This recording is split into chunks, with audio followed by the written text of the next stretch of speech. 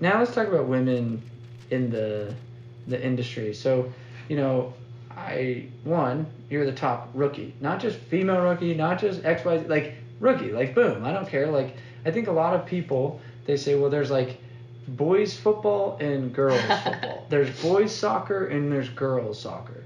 I don't think there's boys and girls leagues in door to door. Yeah, but it I doesn't think apply. It doesn't apply. But I think the problem is because there's been such a strong imbalance of population of men versus female in door to door, they naturally create a dissidence as if it were boys versus girls. Correct. Does that make sense? Correct.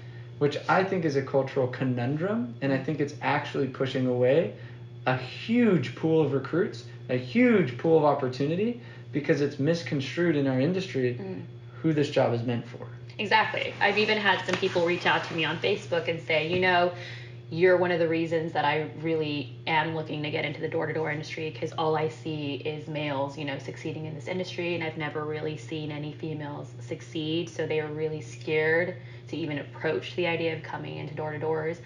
And, you know, women actually have a lot of advantages when it comes to door-to-door sales. You know, that whole it's not a glamorous thing or it's unsafe is far from true. You're never put in a situation, or you're never made to knock on a door when you're not feeling comfortable. If somebody opens a door and you get a bad vibe from them, walk away.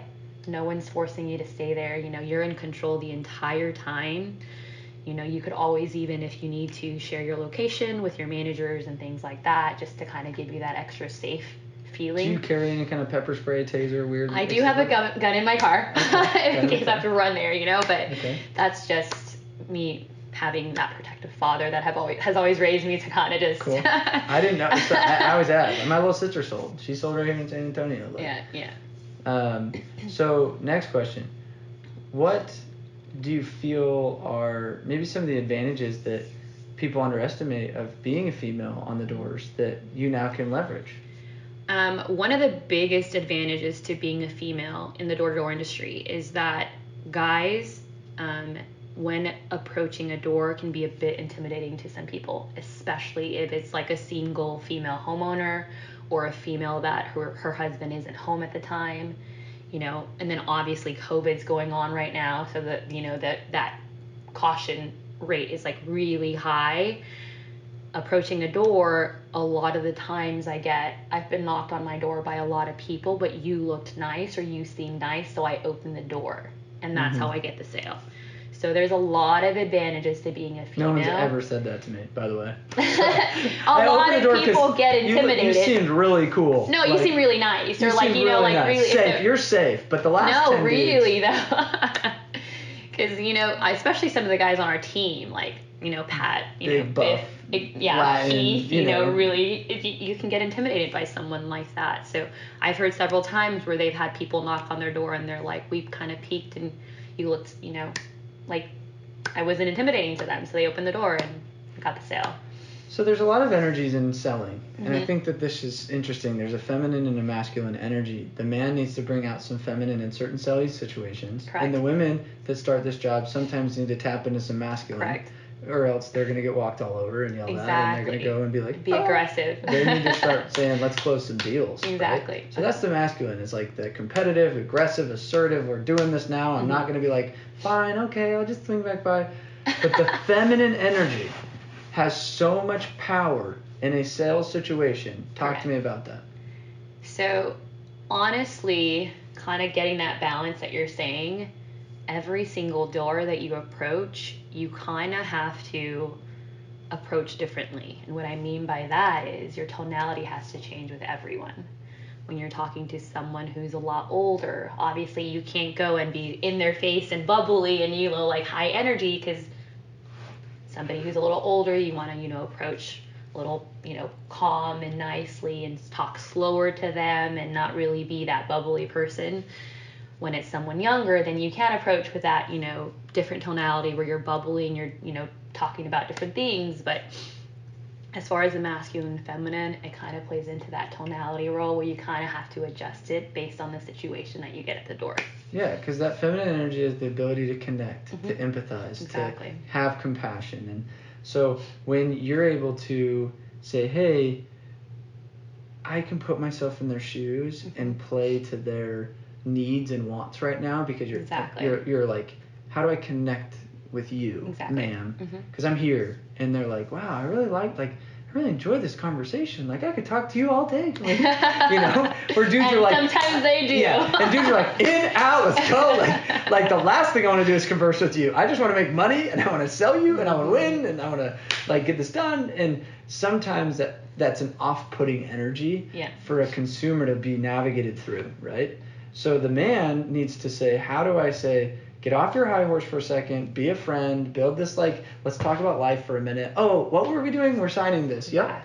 You know what I mean? It's like, totally forgot. We just got to get an okay here, and I'll be out of your hair, because we got on a 20-minute tangent about Hawaii anyway. So so I've found myself being that gabby, gossipy kind of girl in the hair salon version of Sam, which, you know, that's a feminine type of thing. But you have to cater to your customer. Yes, and they needed me to do that for 10 minutes for them, just to feel this level of trust, right? Yeah, to drop their guard, yeah. If I would have gone straight manpower, it would have been like, all right, here's the facts, figures, let's go through it.